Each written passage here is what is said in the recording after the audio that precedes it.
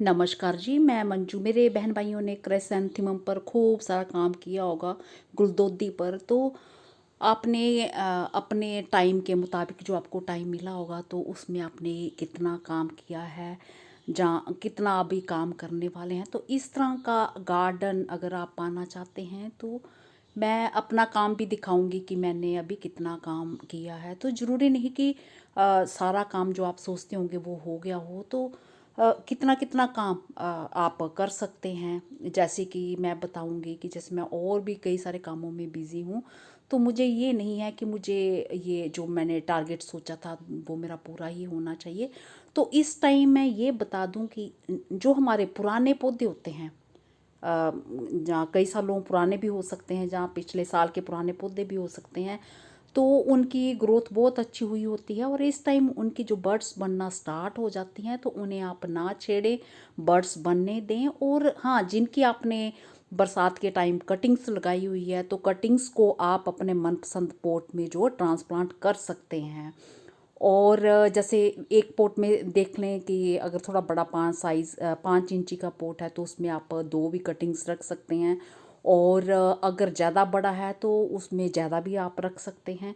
और कुछ एक ऐसे भी होंगे कि जिसमें हमने कटिंग्स तैयार की हुई हैं, उसमें से कुछ एक पौधे निकालें, बाकी सारे चलने दें। तो जैसा जिस तरह से आपके पास जैसे सामान मटेरियल होगा, पोट्स होंगे, उसी तरीके से आप ये कर सकते हैं।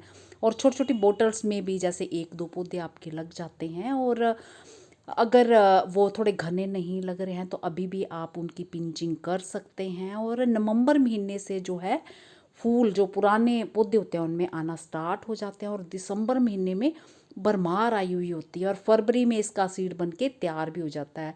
जैसे कि मैंने एक वीडियो पहले भी डाला था, उसमें मैंने बताया था, इसके बारे में पूरी जानकारी दी थी। तो अब आज मैं इसके बारे में जो आज आगे मैंने क्या क्या तैयारी की है और मुझे क्या नहीं करनी है। जैसे कई सारे मेरे पौधे पड़े हुए हैं, उन्हें मैं वो अच्छे से जैसे सपोर्ट नहीं दे पाई हूँ, तो फैले पड़े हैं। तो उन्हें आप जैसे आपके भी ऐसे होंगे अगर, तो रस्सी उनमें बांध सकते हैं। और बर्ड्स अगर नहीं आ रही हैं छोटी छोटी, जब फैले हुए हैं तो थोड़ी छोटी छोटी कटिंग उनकी कर सकते हैं ताकि वो थोड़ा सीध में आ जाएं।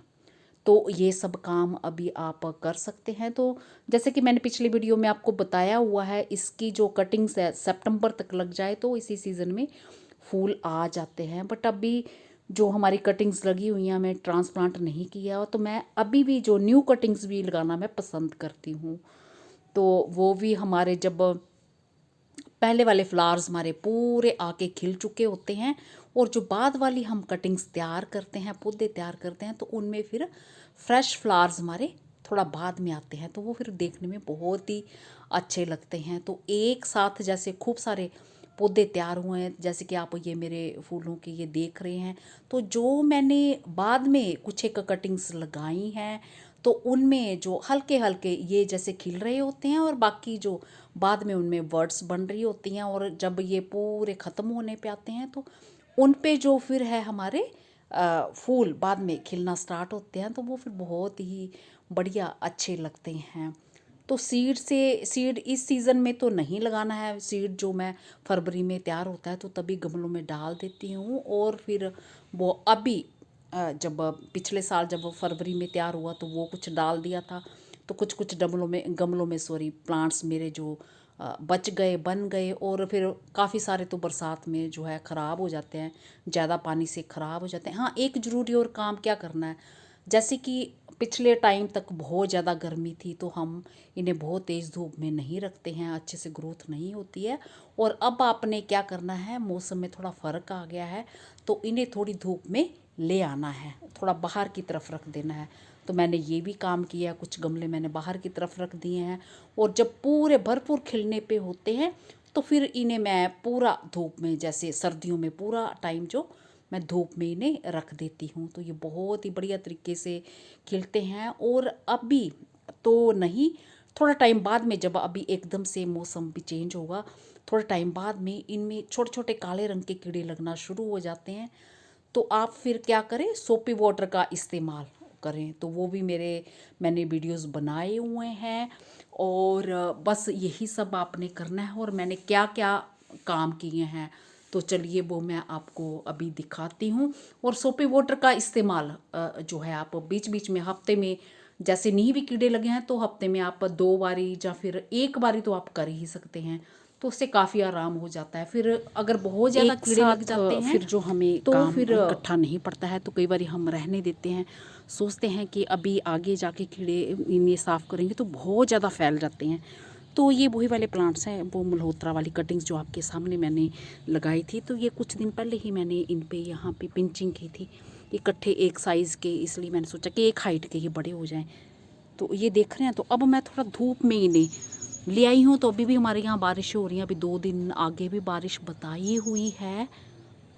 ये कुछ कटिंग्स जो मैंने इकट्ठी ये पिंचिंग भी की है, और एक बड़े 10 इंची पॉट में मैंने इसमें जो है एक, हाँ ये 2 3 3 एक ये है 4 3-4 पौधे इसमें मैंने ट्रांसप्लांट कर दिए हैं। तो ये देख रहे हैं, इस तरह से ये मेरी बड़ी होती रहेगी। और एक पॉट में और ये कटिंग्स लगाई है, तो ये सब मेरी चल पड़ी है, ये देख रहे हैं इस तरह से। और एक में मैंने ये लगाई है इस तरह से, ये थोड़ी बड़ी है, तो मैं सोच रही हूँ कि ये जो ये इस तरह से ये चली है और कुछ वो है, तो इस तरह से कपड़ा देना है इस पर ताकि हवा भी लगती रहे। पूरा ढक देते हैं तो फिर ये मर जाती हैं। तो मैं अब सोच रही हूँ कि ये कुछ बड़ी हो जाएगी, ये कुछ छोटी रहेगी यहाँ। तो इसको ये बड़े जो 2 पौधे रह गए हैं और कुछ मैंने ट्रांसप्लांट कर दिए थे, तो इन्हें मैं अलग गमले में ट्रांसप्लांट कर दूँ। कोई गमला खाली होगा तो ये जो लंबी वाली जो पहले वाली मेरी बची हुई है, बाकी ये जो पुराने वाली हैं तो इन पे ये जो देखो ये बर्ड्स आने वाली हैं, ये बर्ड्स आने लगी हैं, तो इनको कुछ नहीं करना है। तो अब इन पे बर्ड्स आने दीजिए।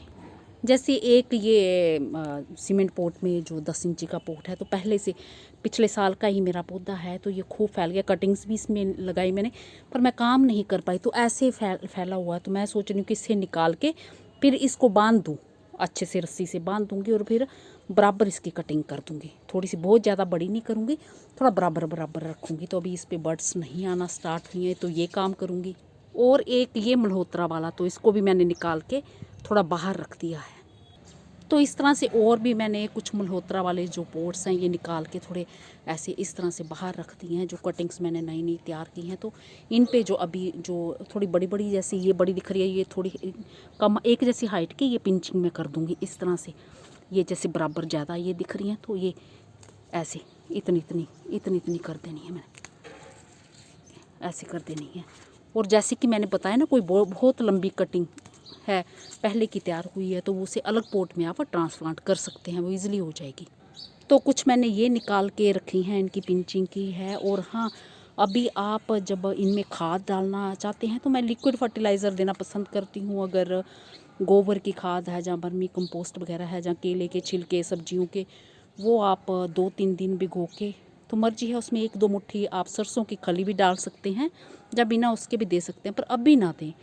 अभी बरसात को थोड़ा ख़त्म होने दें, उसके बाद करें। तो ये देखिए कितने अच्छे पौधे बन रहे हैं। तो एक ये भी जो ट्रे है, शैलो ट्रे, इसमें मैंने कटिंग लगाई थी, तो बीच में ढका रहा। वो कटिंग मेरी जो बड़ा ढक के रखो तो वो ख़राब हो जाती है, साइड पे चल पड़ी, तो फिर मैंने और कटिंग बीच में लगा दी, तो वो भी मेरी ये तैयार हो गई हैं। तो इस टाइम बहुत जल्दी तैयार हो जाती हैं। तो एक ये है पॉट, इसमें भी ये प्लास्टिक का ये गोल वाला टब 40-50 का ये मिलता है, तो इसमें खूब सारे ये लगे पड़े हैं इस तरह से। तो बस आप ये मत सोचिए कि हमें पूरा ही काम करना, जितना आपसे होता है उतना कर दीजिए, उतने फूल अच्छे आ जाएंगे हमारे। और यही जानकारी थी। और अभी मैं बिल्कुल, जो मेरे यहाँ कल भी थोड़ी सी बारिश हुई है, और आज अभी बीच में बिल्कुल बादल जैसे हो रहे हैं, 80% चांसेस तो बताए हुए हैं बारिश के, और बीच में जो तेज़ धूप निकल आ रही है, इस तरह का मौसम रह रहा है। तो जब मेरे यहाँ अभी बारिशें ख़त्म हो जाएंगी, तो उसके बाद फिर मैं जो लिक्विड फर्टिलाइज़र, जैसे केले के छिलके वगैरह खूब होते हैं, तो जो लिक्विड फर्टिलाइज़र होते हैं ये बहुत जल्दी जो नीचे जड़ों में पहुंचते हैं और असर दिखाते हैं अपना। तो मेरा ख्याल है जो मैंने आपको अभी गार्डन अपना दिखाया है, तो ये पिछले साल का मेरा वीडियो था, और ये बीच में मैंने अभी नए साल का, अभी आज के दिन का ही बना रही हूँ। तो इस तरह से तैयारी करनी है, तो आप ये सब जो बताई हुई तैयारी कर सकते हैं। क्योंकि जैसे कि मैंने आपको बताया कि इस बारी मेरा टारगेट जो है पहले घर की साफ़ सफाइयों का है। कोरोना टाइम से खूब सारे पेंडिंग काम पड़े हुए हैं तो वो मेरे चल रहे हैं, और कुछ गेस्ट भी आए हुए थे तो अभी गए हैं, तो ये सब काम चल रहे हैं। पहले वो करने हैं, फिर जितना मेरे से काम हो जाएगा बस मैं उतना करूँगी, बाकी नहीं होगा तो फिर कोई बात नहीं, अगले साल से ही। तो एक ये पिछले साल का गमला था तो खूब सारा फैला पड़ा था, तो ये मेरे ख्याल से पता नहीं परसों के नरसों मैंने इस तरह से कटिंग कर दी है। तो अब मैं सोच रही हूँ कि इसको ऐसे धागा बांध के इस तरह से कर देना है, इसको पूरा ये इस तरह से कर देना ताकि ये पूरा सीध में आ जाए। तो कुछ ये भी रखे हैं, तो अभी धूप नहीं आ रही है, तो बस जब जागो तभी सवेरा, जब अभी आप ये काम सारे कर सकते हैं। वैसे भी इनके जो प्लांट्स होते हैं वो पेरिनियल होते हैं, और कुछ केयर की जाए तो ये बहुत लंबे टाइम तक, कई सालों तक चलते रहते हैं। और अगर अभी कटिंग्स आप खूब सारी लगा देते हैं वो तैयार भी हो जाती हैं, तो वो अगर कोई आदि जैसे फूल अभी नहीं भी देते हैं तो वो अगले सीज़न में फिर आपके काम आ जाएंगी, और जो चलनी होंगी वो चल जाएंगी, और अगर कोई कुछ केयर से कोई ख़राब होनी होंगी तो वो ख़राब भी हो सकती हैं।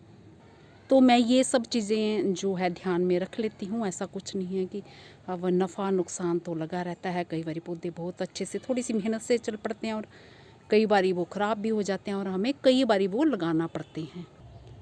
और अभी मैंने एक ये बैग भी कुछ दिन पहले निकाल के रखा, तो ये भी खूब फैला पड़ा था, इधर उधर फैला पड़ा था।